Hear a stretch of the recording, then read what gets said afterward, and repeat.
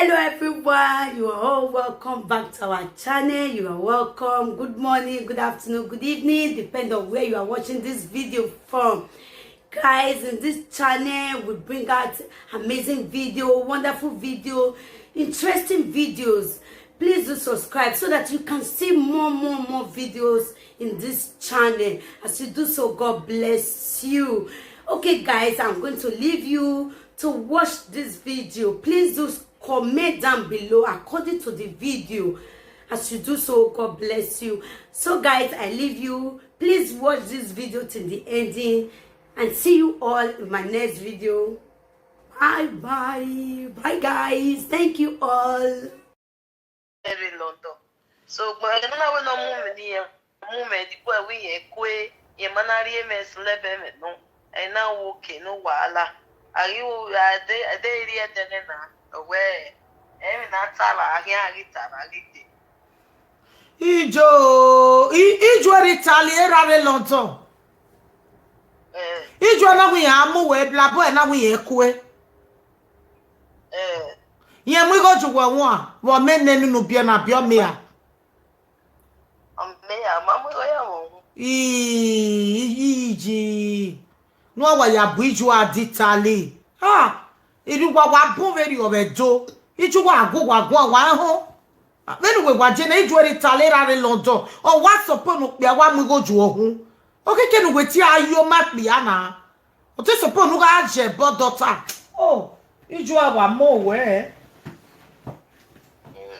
Mo me na we o ma ko ni la wa zebe se ikije o ya ka mo me wo ki de gbe ya to ta yo wa anything ya be assist we all those issue where ye dey call me or call wo to me we bi ni aje no mo fu ni e se yo e ku me kwa e na te we do it se de no ba re no be WhatsApp we do I ti ku me ni ya no dey gbe mo me do mo me la wo mo ijo egu we gwan. Yo, imado mutiame biare lani. Okay, what's it? Awa go wa gun awa ho. Ha? Ibi ni jo wa tama we no wa take care you. No do wa yinya na ade we bodo asuse. Iya ya ni bunti ya vivi yan.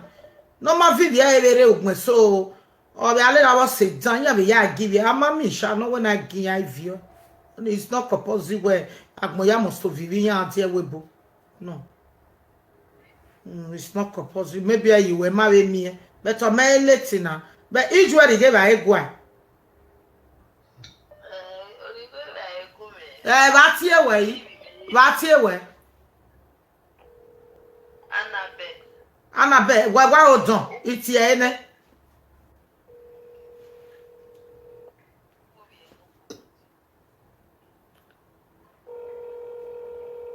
Where shall we dwell land in wash? Hello? Hello? Hello, Carl J. Maintenant, je no from France. Emi ya wa Jesse wa talk me eje. Woman of one.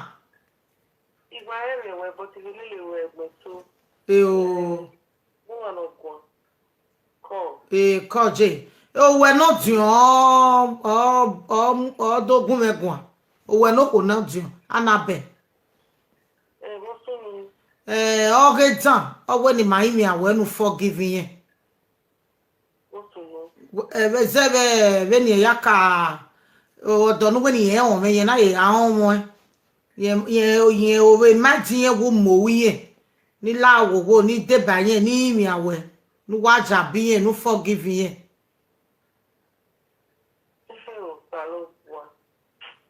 Yere lani na when we gwana na yere second lani o dam yo. Okay, ye le lugia. O le me o vi me no. Ko je. Ko. Egbe wa rama ya ko je no gi. Ara to ti kolo no ma. Money, a word of faith in you. Iwe ha ma we e Bible ka wo nwana bie. Owe je ni eri enwe. Umagba wo mo ni eri enwe. E je ni eri enwe. Umagba wo mo ni eri enwe je ni eri enwe ni problem. Omo nu we to bo we bie ni problem. Ebe no nwa me na ewe ejara eba butie. O to bo butie eje the Bible. Owu ye tikude e fire no. Nde jeni umagba owe ni. Nde jara ya te the Bible. Udo money ore ji me ya go ekwa. Sister isu stay one money. Ijo mo agwo mo go we. Giving wow. Ogwe a soko no kin oriori. Yo. Ipaha emegbe ni ya mwe. E boy no bie nani oguru gban o mo lenkia. Igo igbe ri ya igbe. Yo. Understanding area re London. E kele we bona. Enu mi na. Ma be tu igbe na igbe kakabo igwa le mi o jawe na sile. Ekena na like Curtis, ekena na we debate too. Na drinking in Nigeria ke ade webu. Imala one day because of you go adodia konoro egbe dodia. Ngwa mi elena. Italy na le jena no pa na ro pa no go kare kan ero. Beni go mi we gwa se. Ero gbai. Era igere pa yo werare. Okwe igwa okwe we webu na be no we ni whether wa anyo. Eri awedi ara expect. No kawala lodo. Omagume begu ije to magume begu stop begu kun. Omo tani bie o wani no siri. Mure iye na gbe e wa o. E ya pe werare. Ya pe ye gbe we do na de we do. This year viral ke. Ina ko akoke ahen na and marriages ko ke ni money pages. Evi me inya na du me ahe mo gele bia. Igilira webu ndi ya na so se but ya go bi wegwa ho I pray I fast I we ya na go bi na egbupe na hunu wole yes oda bi rede oni ya mukudu ba ya gwa ya wo ko efuana na tu ya mete gwa but idore me no ka lo bata yuto ije bo agbera no ka lo bo egbera omo kudu se men say my no that study all test is ubi ama no yin ya ni wi ku emi ma voice sister igo ni nze jo hu yes sister ila even though a declaration we maybe clear ama pe ni ya fi ere dere ni ya mu ya la webu because ni agbera 18 years na igi se ti mu ya ina no pa na ro ere Nigeria ni travel at no pe understanding ono na ho omo pano roga hele no o ma hele understanding na o pare do me wana ida we gbe aro for good 30 years omo mare ije we no bie me wana o we do mu la bia do gbe to do we ya do me we ya we local spam zero local spam organiga hin ije gire suare we bune je na be helile okekere ni 2017 e ma we give ya sigbe ai ijaro aro pano we ile bla bo wa si video post e do we no ka lo bo agwale wa agbomaji iri oji di o go di gwana maybe e wa so ni yele bibi kai the story about me ya wa no gwa mother that me so yeah vanlo bo abio mena osoro ke osoro nyere you understand it but sister before I went on the church ejo I went on one ejo so ko de ni abo ni amu mo ida mo to mo ari church ona jo ai be bi yo ye fo ya ti we na we nu la wo nu do yin ale ile we ni here staff gbere we nu gete me mo wa we ni me gugo wa gbona gbura sa lo bo asa so se we ti gugo ogo do sa lo bo ane enuri yin ale ya kuyo ujo so lo bo wese je wa ma wese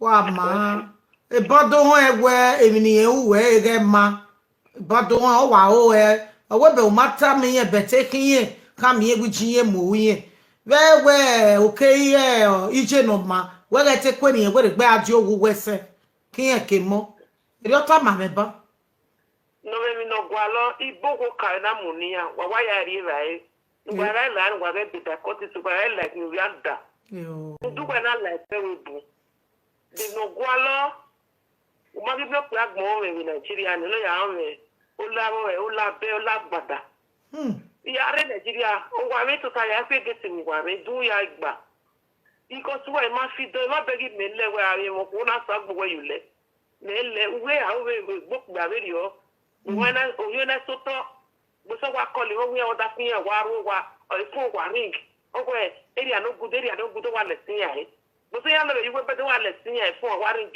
bo so ya ri wa le sin we a ti gbu pupo no na vi ve ke wa ni lazia when it cafe sta Aveka God we owe buwere wa we go every fear we ne we se kakabo ikakabo ko me egbe ya forgive eru dawe we se je we se emi no ke sunu na ide we voice yen hello guju egwan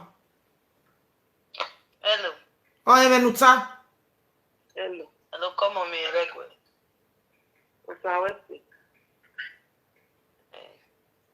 Yeah. ujo gosta tama wuri igwe no nerunu we mi ju nerunu Me la leru me forgive me. we no forgive you we no nerunu ya na no because it even le room me gwa che bono won we me ese bono wa o te mi se kama we no wu me ri o mo awe iri na se wa sona ndu salo bane e mo mi jorega iri na se eno we iri na se bono e boka boya ne ri tie me e bless of ya ku we wa ri ki ise wa ri mi o mo we no we bi na iwe ari a ewe eno mana ma bi so be ye me one day but ya bo we ne nde mo mi jore ndu salobua ama ke baba na pa gbo ama o ise owo abi ma me na sister ise mommy ko we se me ve gwa ro pa ba we se okay eruna na no na we nu meri omo ga wo gele se ose obi oteme na oteme awe always say eru ni jeme wa anane owe be nu meri omo ga wo gele go and look at them today ye twera o ti wa gbera arogwa for one month e be twera and the same thing era ga u da jeme oh ije wese be nu na no do na no wese mo abi ibe koti e ma na lele eri ya be jeme paris e ma iziga yo ha kere no ke wi di no we no ati buku pa ni gbe wa go so wa gbapa gbe wa gbe ti buku we ma area no good e roju ai o wa da ever lo koko we se bo na mi igbere class ni ne obi me ya we gbo mo yo we gbodo ni ti sa no be say na go come we no wa face se ori ra se obi go ijere wo ma fe kan obi go ma se wa yiko I know my class you go or anything. They think listen well. You respect yourself. Who in your person no worry anyway. No matter anything. No matter anything. Me no, even in generation. All of no we may be another. You can now address in Nigeria. You have million photo in Nigeria. You can't deal with boys. A cut it and everybody. A big spotter has black in no one to buy it. Obi gbo ma leki you may do understand it even so for na africa yeko cut it of weba every kuri ya ara just we can any like if ko yi jinyare but mala one day I na mi o may not deal we are we cut it ma for what reason tell me what reason one at least wese mo miru dawe ndo salobua wese wato wese ke na kpo ga yin menu e ugwa iva ga jebe no wira bi je wese ko ije ogu wese obi mama we bodo mama juwe Mommy wese. o sa weko Oma. Yati we. Mommy, private no be me yati we na we meti store he won. Store he. Oma we say o. Okote wo abegun megun. But me, but what na me, I will just call you my. Okay. My own service. Oma J. We say o. Go we say. Just or no. Jess, umeti timo store ire WhatsApp iwo. Won what me na mu drop a message WhatsApp me do ti we we gbe. We say o. Go baba. We say J.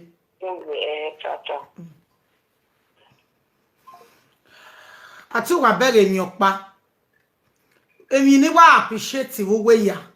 Ije na wa respect me. Ona we ta we no na e mo mijore. Kwa bere go. Respect is very good. Good name is better than rich name. Ye we yetebe oni yetebe ti meni ya do tale mo bi o kana tebe ya do mo ejo mo bo.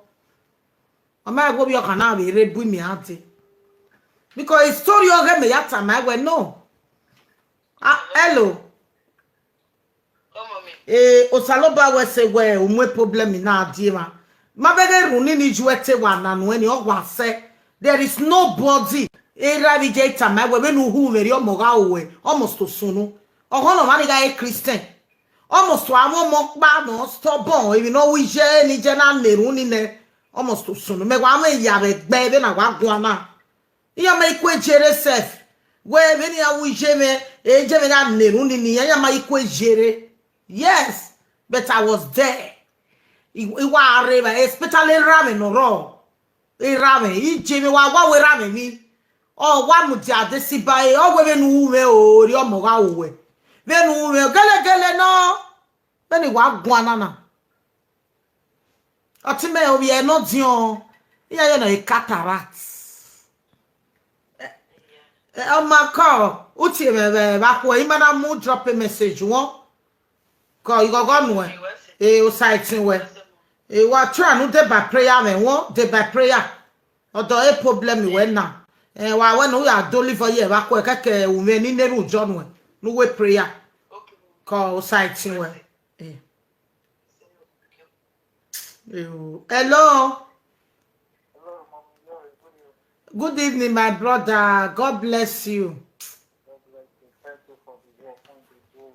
Thank God. Bless you too. And a woman be your whole problem. She's 4 years. You never near woman.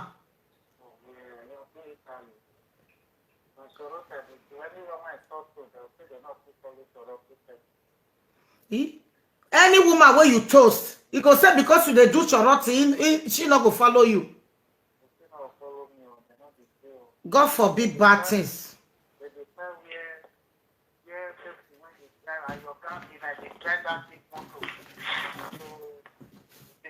No, charity people they get wife, my brother. Maybe now your attitude, the way you speak. Because I know many of my member here.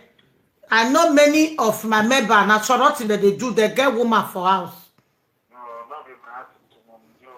Your attitude was good. No, because the woman whenever even take, I go even friend no that. I never even. So if you just tell the same charity they do, they go just run away from you. They not going to take my call. They say they not fit suffer. I'm telling you the truth. They go say they not go fit suffer.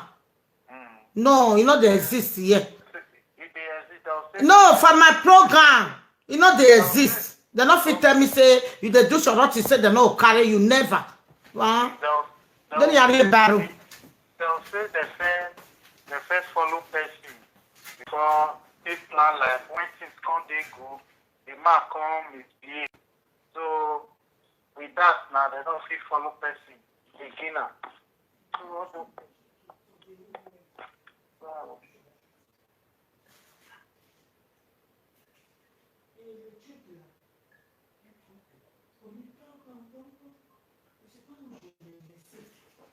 hello.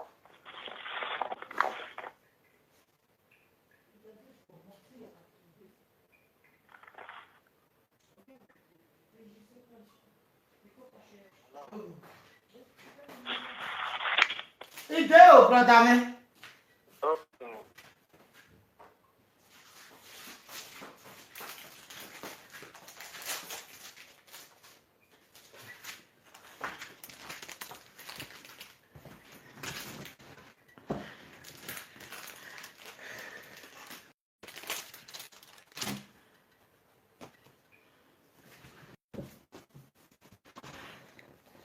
Okay. Okay. Mommy, you're okay. Good evening. My brother, no worry. My people, they're not the select here. The most important thing, you are a Christian. Okay? Charity is a work in Europe. It's not a 419. It's not this thing. Even my wife. I won't find my this thing. I won't find my brother, they talk. I won't find my this thing. Where I My keep wife this go. thing? My wife go. Sorry, but while they are where I think they get small thing for his dad.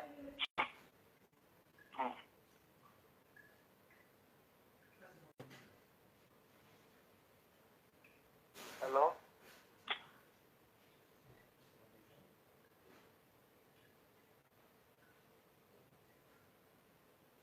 Hello.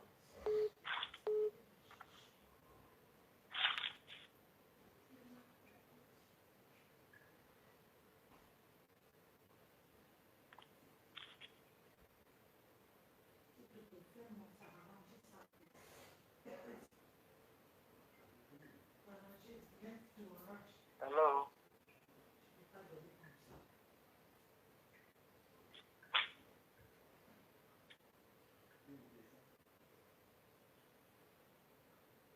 Hello.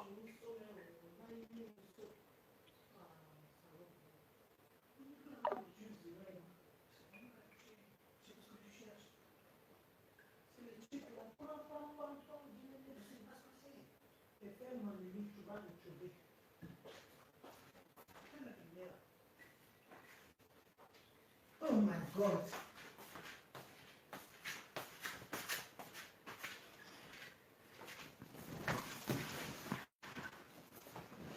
Salubwa. My brother, where are you from? Oviadokin. Yes. So if we don't have a time with your two way, we are leluwe. Where Nyaka moto that's begin now with that. Here where you come, we are with your or my favor. Now that with the man, the beginner, the first suffer together. When it's come okay, the man come give.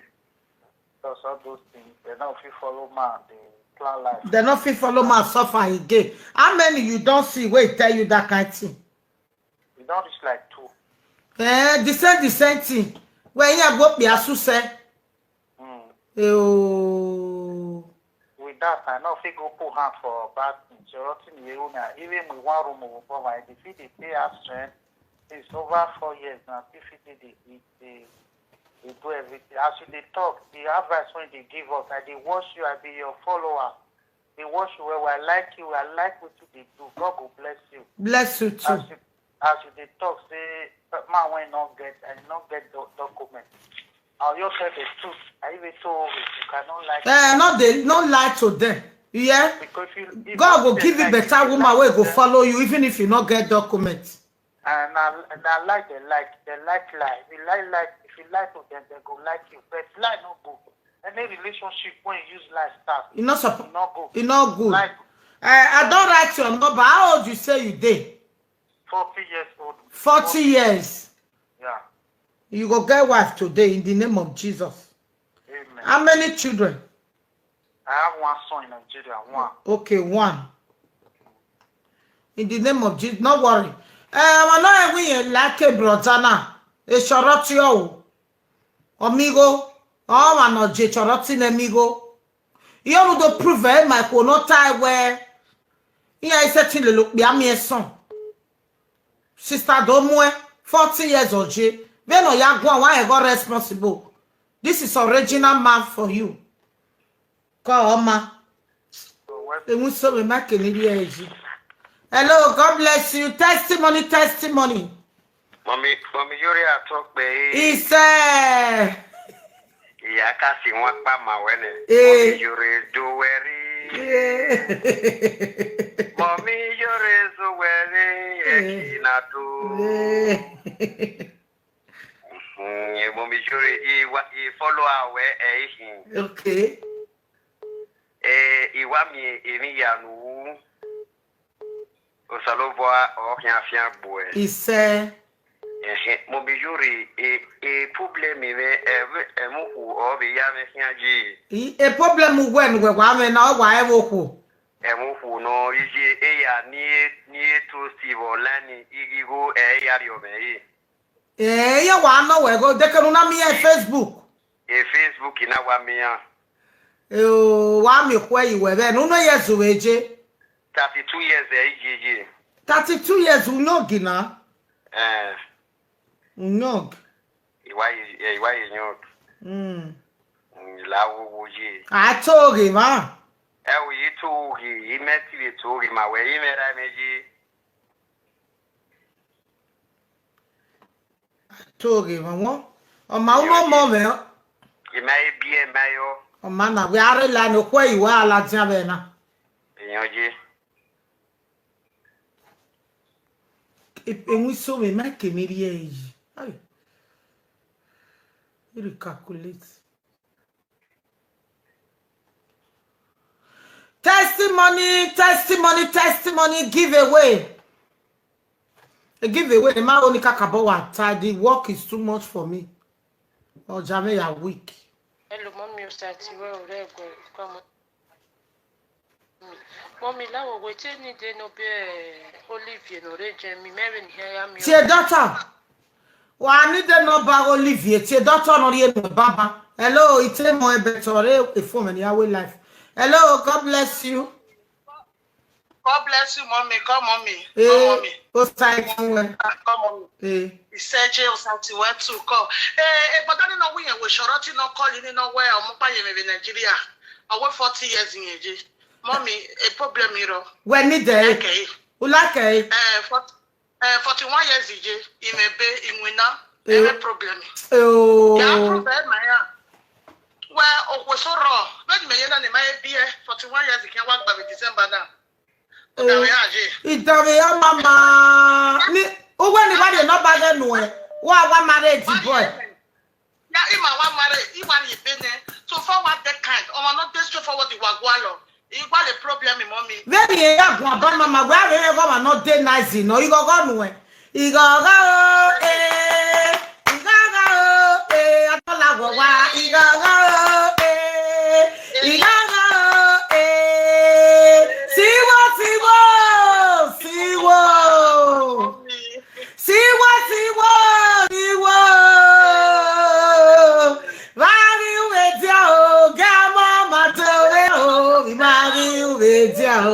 Gama Matoveo.